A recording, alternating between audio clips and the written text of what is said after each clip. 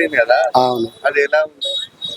Case అయింది కదా అంటే ఈరోజు ఒక తండ్రి కొడుకుల గొడవ విషయమే కదా. తండ్రి కొడుకుల గొడవ విషయం అంటే అది సర్వసాధారణం, వాళ్ళ ఫ్యామిలీ విషయం. నాకు తెలిసి ఆ విషయంలో మనం జోక్యం చేసుకోవడమే మంచిది కాదని నా అభిప్రాయం అండి. మీడియా వాళ్ళు మీరు నన్ను తప్పుపట్టినా పర్వాలేదు, కానీ నా అభిప్రాయం మాత్రం ఇది. తండ్రి కొడుకులు కొట్టుకోవడం సర్వసాధారణం. అవి కుటుంబ కలహాలు.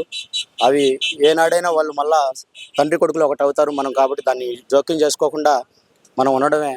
ఆయన మానసికంగా కొంచెం బాధపడుతున్నాడు కాబట్టి సినీ ఇండస్ట్రీలో ఒక నెంబర్ వన్ వ్యక్తి ఆయన. నాకు తెలిసే అందరికీ తెలుసు, నాకే కాదు, ప్రపంచం మొత్తం తెలుసు. ఆయన ఎన్నో సినిమాలు తీశారు, ఎన్నో మంచి పనులు చేస్తున్నారు. విద్య వైద్య ఎన్నో ఉన్నాయి నాకు తెలిసి ఆయనకు.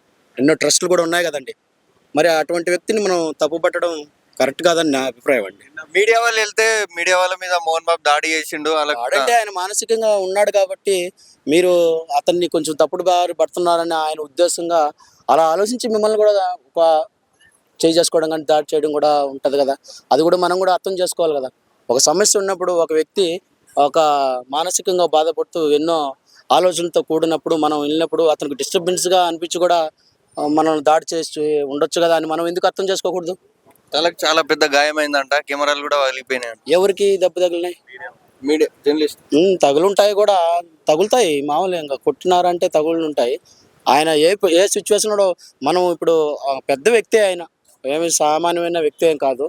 ఆయన ఏ సిచ్యువేషన్లో ఎలా ఉంటారో అది కూడా అర్థం చేసుకోగలరని నేను మీడియా వాళ్ళని ప్రాధాయపడుతున్నానండి. అంటే అంత పెద్ద వ్యక్తి మీ జర్నలిస్ట్ల మీద దాడి చేస్తే చిన్న వాళ్ళు ఇంకా తెలియని వాళ్ళు ఇంకా జర్నలిస్ట్ భగవంతుడి మీదే దాడి చేస్తున్నారు మరి మనుషులు. భగవంతుడి మీద నిందనేస్తున్నారు. మరి దానికి ఎవరు కారణం, ఎవరు అని చెప్తాం మనం? దేవుడు మనల్ని పుట్టిస్తే మనం ఏం చేస్తున్నాం? దేవుడికే నిందలేస్తున్నాం. మరి ఈనాడు దేవుణ్ణి నన్ను కూడా ఒక మాల వేసుకున్న స్వామిగా ఉన్నాను. మరి మాల వేసుకున్న స్వామిని అనేక విధాలుగా బూతులుగా తిడుతున్నారు. మరి నేను తిరిగి మాట్లాడితే స్వామి మాల వేసుకుని ఇలా మాట్లాడచ్చు అని అంటారు. మనుషులైతే మాట్లాడచ్చు, భగవంతుడైతే మాట్లాడ్డా? మనుషులకు బూతులు వచ్చినప్పుడు భగవంతుడికి బూతులు రావా? అలాంటి పెద్ద వ్యక్తులే దాడి చేస్తే ఇంకా వేరే వాళ్ళు కూడా ఇన్స్పైర్ చేసుకుని ఇంకా ఇంకా దాడులు చేస్తారు. భగవంతుడే వచ్చి ఆయన రూపంలో వచ్చి కొట్టుండొచ్చు కూడా, ఆయన ఉండొచ్చు కూడా. అది ఆ విధంగా కూడా భగవంతుడు కూడా వచ్చి మీరు తప్పు చేస్తున్నారని, మీ తప్పు మీకు సరిదిద్దుకోవడానికి కూడా చేయించి ఉండొచ్చు కదా. అది కూడా మీరు ఎందుకు అర్థం చేసుకోకూడదు? వాళ్ళు అంత రిస్క్ చేసి వాళ్ళ ఫ్యామిలీ గురించి బయట వాళ్ళకి ఫ్యాన్స్ చూపిస్తే ఈయన దాడి చేయడం ఎంతవరకు కరెక్ట్, ప్రాణాల మీదకి వచ్చేటట్టు ఉన్నది. నాకు తెలిసి అయితే అదేమి పెద్ద తప్పేమీ కాదు. మనం అర్థం చేసుకున్న దాన్ని కొంచెం ఏదన్నా ఆయనతో మాట్లాడి పరిష్కరించండి. అది ఎందువల్ల ఇలా జరిగింది సార్, మేము ఎప్పుడైనా ఏదైనా మీ మీద ఎప్పుడైనా ఇబ్బంది కనిపెట్టాం, మీరు మమ్మల్ని ఎందుకు కొట్టారు, మీరు నిలదీసి అడగండి. ఆయన సమాధానం ఏం చెప్తారో వినండి. ఎందుకు చేశారు ఏమైనా ఆయన ఒకవేళ ఆయన వైపు తప్పు ఉంటే ఆయన అంటారు కదా, నాది తప్పు ఇలా అని సారీ చెప్తారు. వాళ్ళు తప్పు చేస్తుంటే వాళ్ళ మనస్సాక్షి తెలుస్తుంది కదా. వాళ్ళు ఎందుకు సారీ చెప్పకూడదు? మీరు తప్పు చేస్తుంటే మీరు కూడా సారీ చెప్పొచ్చు. మోహన్ బాబు నిరసిస్తూ మీడియా వాళ్ళు ధర్నా చేస్తే అందులో మనోజ్ కూడా పాల్గొన్నాడు. పాల్గొంటారు. ఇంకా ఫ్యామిలీ విషయాలు అన్నీ నార్మలే. వాళ్ళంతా ఫ్యామిలీనే కదా.